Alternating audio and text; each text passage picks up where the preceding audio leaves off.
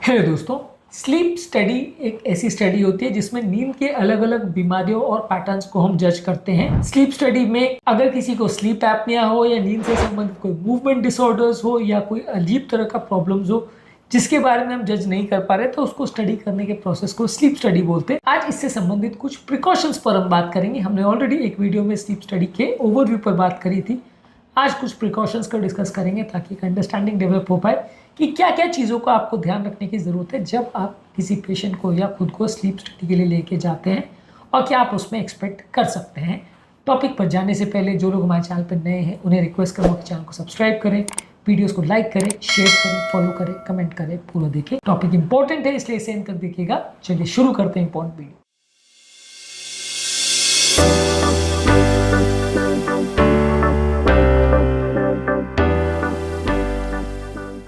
सबसे पहले जो भी स्लीप स्टडी का आपका इंडिकेशन है उसको प्रॉपरली समझिए कि आपको स्लीप स्टडी क्यों करवा रहे हैं। स्लीप एपनिया के लिए करवा रहे हैं, कोई मूवमेंट डिसऑर्डर के लिए करा रहे हैं, क्या चीज़ है, क्या बेसिकली उसका पर्पस है, उसको समझने की जरूरत है। दूसरा ये समझने की जरूरत है कि स्लीप स्टडी से पहले आपको आपकी रेगुलर मेडिसिन लेने की आवश्यकता है या नहीं। किसी व्यक्ति का अगर एपिलेप्सी पैटर्न जज करना हो तो वो एंटी एपिलेप्सी मेडिसिन ना ले, ऐसा रिकमेंडेड कई बार होता है। किसी व्यक्ति का कोई मूवमेंट डिसऑर्डर हो, उसकी संबंधित कोई दवा चल रही हो, कोई साइकोलॉजिकल प्रॉब्लम्स हो या रात के लिए कोई अजीब सा पैटर्न उसका हो, उसके लिए अगर कोई कंट्रोल की दवा चल रही है, तो कई बार पेशेंट का एक्चुअल पैटर्न देखने के लिए दवाओं को बंद किया जाता है। कई बार हम दवाओं का रिस्पॉन्स अगर देखना चाह रहे हैं तो दवा को चालू रखा जाता है। तो हर व्यक्ति के लिए सर्कमस्टांस अलग हो सकती है कि उसके लिए दवा चालू रखना है कि बंद रखना है। तो पहले अपने डॉक्टर के साथ डिस्कस कर लीजिए कि मेरे पर्टिकुलर केस में दवाओं को चालू रखने की आवश्यकता है या नहीं।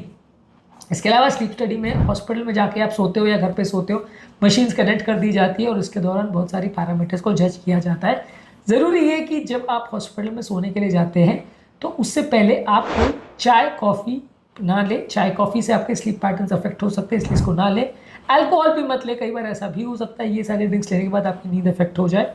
इसके अलावा बहुत ज़्यादा हाई डोज सेडेटिव्स भी लोगों को नहीं लेने को बोला जाता है, क्योंकि हम पेशेंट का नॉर्मल और नेचुरल स्लीप रिस्पॉन्स जज करना चाह रहे हैं कि नींद के समय एक्चुअल में पेशेंट के साथ क्या होता है। कुछ नॉर्मल या अबनॉर्मल चीज़ें तो नहीं होती, वो चीज़ें जज करना चाह रहे हैं। यदि इससे पहले हमने बहुत ज़्यादा चाय, कॉफ़ी, शराब या नींद की दवाएं ले ली तो हमारा स्लीप का पैटर्न अननेचुरल सा होगा और हमें जज करने में दिक्कत आएगी। इसके अलावा जो आपका रेगुलर स्लीप शेड्यूल है उसी को फॉलो करिए। अब मान लीजिए किसी व्यक्ति को रात को 11 बजे सोने की आदत है और वो स्लीप स्टडी के लिए 8 बजे सोने को चला जाता है, तो नींद नहीं आएगी, उसका स्लीप पैटर्न डिस्टर्ब होगा और उसको मशीन में इंटरप्रेट करने में दिक्कत आएगी, क्योंकि उसके ब्रेन वेव्स और सारे पैटर्न को हम जब जज करना चाह रहे हैं तो व्यक्ति का अगर एक्चुअल सोने का टाइम ही नहीं है तो उसका पैटर्न समझना मुश्किल हो जाएगा। कोई व्यक्ति को डेली रात को 3 बजे सोने की आदत है, वो हॉस्पिटल में 8 बजे सो गया तो नींद नहीं आएगी। और वहीं अगर व्यक्ति को जल्दी सोने की आदत है और वो लेट सो रहा है तो भी गड़बड़ होगी। इसलिए जो भी आपका स्लीप का रेगुलर पैटर्न है उसको ही फॉलो करिए। इसके अलावा कोशिश करिए कि आप जब स्लीप स्टडी के लिए जाएं तो दिन के टाइम एक्स्ट्रा सो के मत जाइए। अगर दिन के टाइम आप 2-4 बार अच्छी नींद करके जाते हो तो ऐसा हो सकता है कि स्लीप स्टडी के लिए आप जाओ और आपको नींद ही ना लगे और डॉक्टर को इंटरप्रेट करने में दिक्कत आए। इसलिए थोड़ी सी दिन के टाइम नींद को उस दिन अवॉइड करिए। इसके अलावा आप जिस दिन स्लीप स्टडी के लिए जा रहे हो तो स्टडी करने से पहले आप स्नान करके शावर करके आएँ, ताकि जो इलेक्ट्रोड्स या मशीन्स को लगाया जाता है उसको लगाने में दिक्कत हो, इलेक्ट्रोड्स में बहुत ज़्यादा नॉइज़ या फ्रिक्शन ना हो और वो बहुत ज़्यादा पसीना वगैरह भी ना आए। तो स्लीप स्टडी के लिए आप जाने से पहले शावर करके जा सकते हैं। पर लेकिन एक और चीज़ है कि लोशंस, ऑयल्स और मेकअप अगर बहुत ज़्यादा नहीं लगाएं। लोशंस, ऑयल और मेकअप लगाने से क्या होता है, बहुत ज़्यादा जो इलेक्ट्रोड्स आपकी बॉडी में लगाए जाते हैं वो इलेक्ट्रोड्स प्रॉपर्ली सेंस नहीं कर पाते, उनमें नॉइज ज़्यादा आता है और आर्टिफैक्ट ज़्यादा प्रोड्यूस होंगे, स्लीप के पैटर्न गड़बड़ा जाएंगे। तो इसलिए कोई भी ज़्यादा ऑयल, लोशन अपने बालों में या शरीर में या चेहरे पे बहुत ज़्यादा नहीं लगाएं, इससे आपकी रिपोर्ट्स आने में गड़बड़ आ सकती है। इसके अलावा जब भी आप स्लीप स्टडी के लिए जाएँ तो कंफर्टेबल घर के कपड़े वैसा पहन के जाएँ। अब आप बहुत टाइट कपड़े या जीन्स या जो बाहर के कपड़े हैं वो पहन के अगर जाते हैं तो उसमें आपको रात भर अनकंफर्टेबल होगा, हो सकता है नींद ना आए। तो घर पे जो आप स्लीप के लिए यूज़ करते हैं पजामा, कुर्ता या इस तरह का जो भी लाइट फिटिंग कपड़ा है, ये आप घर पर लेके जाएं और उसी को या तो एक बैग में ले जाएं हॉस्पिटल में, वहाँ पे चेंज कर लें, ऐसा भी कर सकते हैं। लेकिन ये है कि वो कपड़े को लेके जाएं और घर पर जैसा पिलो का प्रयोग करते हैं वैसे ही पिलो का प्रयोग करें। ज़्यादातर हॉस्पिटल में पिलोज अवेलेबल होते हैं, अगर आप कोई स्पेसिफिक तरह का पिलो यूज़ करते हैं तो उसका अलग से प्रयोग कर सकते हैं। पर लेकिन ज़्यादातर पिलोज जो भी आप यूज़ करते हैं लगभग वैसा ही पिलो यूज़ करें।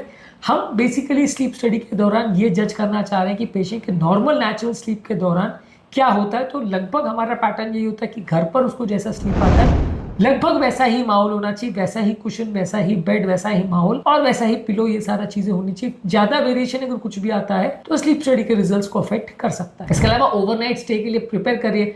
अब मान लीजिए अगर हॉस्पिटल जा रहे हैं तो आपका स्लीप का किट, आपका अर्ली मॉर्निंग का बाथरूम का किट और ये सारी चीज़ें आपको रेडी होना चाहिए, क्योंकि कई बार ऐसा होता है कि स्लीप स्टडी के बाद नेक्स्ट डे आपको डिस्चार्ज होने में या हॉस्पिटल से घर आने में टाइम लग जाता है। तो वो सब के हिसाब से थोड़ा तैयारी करके जाइए कि आप रात को वहाँ रुकने वाले हो। अब आप स्लीप स्टडी के लिए अकेले पहुँच गए, किसी को नहीं लेके गए, या मान लीजिए अगर आपको अपना पूरा किट या सामान लेके नहीं गए तो कई बार अनकंफर्टेबल हो सकता है। ज़्यादातर इस तरह के केस में कई बार ऐसा होता है कि किसी रिलेटिव को अलाउ करते हैं, कई बार नहीं भी करते हैं। तो ये सारी चीज़ों को प्रॉपर्ली समझ के उस हिसाब से तैयारी करके फिर जाएं तो ज़्यादा। इसके अलावा यदि आपको पहले की कोई स्लीप हैबिट्स या प्रॉब्लम्स है, कोई इश्यूज़ है, तो उसको पहले से डिस्कस कर लीजिए कि आपको स्लीप पैटर्न में ऐसा होता है, ये होता है, तो अपने डॉक्टर को डिस्कस कर लीजिए। तो उस हिसाब से वो मशीन की और चीज़ों की तैयारी करके जाएँ। अगर प्रॉपर हिस्ट्री आप दोगे कि आपको स्लीप में ये प्रॉब्लम आती है, ये इश्यूज आते हैं, तो बेटर होगा मशीन को तैयार करने के लिए कि कौन कौन से पैरामीटर्स उनको जज करने हैं। क्योंकि स्लीप स्टडी सिर्फ एक पैरामीटर के लिए नहीं की जाती, बहुत सारे तरह के टेस्ट इसमें होते हैं। सिर्फ स्लीप एपनिया या एक आध बीमारी के लिए नहीं यूज़ करते हैं। तो आपको क्या क्या प्रॉब्लम है उसकी डिटेल हिस्ट्री आपके डॉक्टर को दोगे तो वो टेस्ट बेटर तरह से प्लान कर सकता है। जो जो पैरामीटर्स ज़रूरी है उसको असेस करेंगे, जो पैरामीटर्स की ज़रूरत नहीं है उसको नहीं यूज़ करेंगे। इसके अलावा पूरा प्रोसेस को समझ के फिर जाएं तो ज़्यादा अच्छा है। नहीं तो अननेसेसरी पेशेंट के दिमाग में बहुत ज़्यादा एंग्जाइटी हो जाता है, उसको खाली ये समझना है कि हॉस्पिटल जाके सोना है, इतना ही काम करना है। बहुत ज़्यादा उसमें कोई रॉकेट साइंस नहीं है, और थोड़ा बहुत पैटर्न को समझ जाएं या क्या चीज़ का टेस्ट हो रहा है इसको थोड़ा समझ जाएं तो ज़्यादा अच्छा है। नहीं तो क्या अननेसेसरी दिमाग में 50 तरह के विचार आते रहते हैं, ये आता है और उसके चक्कर में फिर आपका स्लीप स्टडी की रिपोर्ट गड़बड़ हो जाती है। तो दिमाग में प्रॉपर एक प्लान हो और दिमाग में उसके लिए मेंटली प्रिपेयर्ड हो तो ज़्यादा अच्छा है। इसमें आपको दिक्कतें थोड़ी कम आएंगी। इसके अलावा जब आप स्लीप स्टडी कर ले तो उसके बाद जब आप घर जाते हो तो कई बार ऐसा हो सकता है कि रात को अगर नींद आपकी प्रॉपर तरह से नहीं हुई है, या कई बार ऐसा कुछ कारण से आपको दिमाग में थोड़ा क्लाउडीनेस या फॉगीनेस का एहसास भी हो सकता है कई बार इस तरह के टेस्ट के बाद। तो नेक्स्ट डे थोड़ा तुरंत ही काम पर निकल जाए वैसा मत करिए। कई बार हाफ डे या फुल डे ऑफ ले ले तो ज़्यादा अच्छा है। कई बार क्या होता है कि आप स्लीप स्टडी से और तुरंत ऑफिस चले गए, वैसा मत करिए। कई बार थोड़ा सा आपको कुछ देर तक ज़्यादा नींद आए या अनकंफर्टेबल लगे, वैसा हो सकता है। तो ये रात को आपकी नींद कैसी रही हॉस्पिटल में उस पर डिपेंड करेगा। तो इसलिए थोड़ा सा पहले से प्लान कर लीजिए कि आप नेक्स्ट डे थोड़ा हाफ डे ऑफ ले लीजिए या फुल डे ऑफ ले लीजिए। सैटरडे को रात को प्लान करिए ताकि संडे आपका ऑफ हो। इस तरह से प्लान करेंगे तो ज़्यादा अच्छा है, ताकि नेक्स्ट डे आपको ऐसा नहीं हो कि रात का एक्सपीरियंस अनकंफर्टेबल रहा हो और अगले दिन आपको तुरंत काम करने जाना पड़े, तो आपका फिर दिमाग थोड़ा सा आउट हो जाता है। तो उसके लिए थोड़ा मेंटली प्रिपेयर रहेंगे तो ज़्यादा अच्छा है। तो आज के टॉपिक में हमने बात करी कि स्लीप स्टडी के लिए क्या क्या प्रिकॉशंस लेने की आवश्यकता है, कौन कौन सी बातों का ध्यान रखने की आवश्यकता है। स्लीप एपनिया और बहुत सारे स्लीप रिलेटेड डिसऑर्डर्स में स्लीप स्टडी बहुत इंपॉर्टेंट टेस्ट है। इसके लिए प्रिकॉशंस पर हमने बात करी। उम्मीद करूंगा कि आज के टॉपिक में कुछ नई बातें जानने को मिली होगी। स्लीप एपनिया और स्लीप स्टडी ओवरव्यू पर हमने ऑलरेडी वीडियोस किए, इन्हें जरूर चेकआउट करें। टॉपिक एंड करने से पहले जो लोग हमारे चैनल पर नए हैं मैं रिक्वेस्ट करूँगा कि चैनल को सब्सक्राइब करें, वीडियोस को लाइक करें, शेयर करें, फॉलो करें, कमेंट करें, पूरा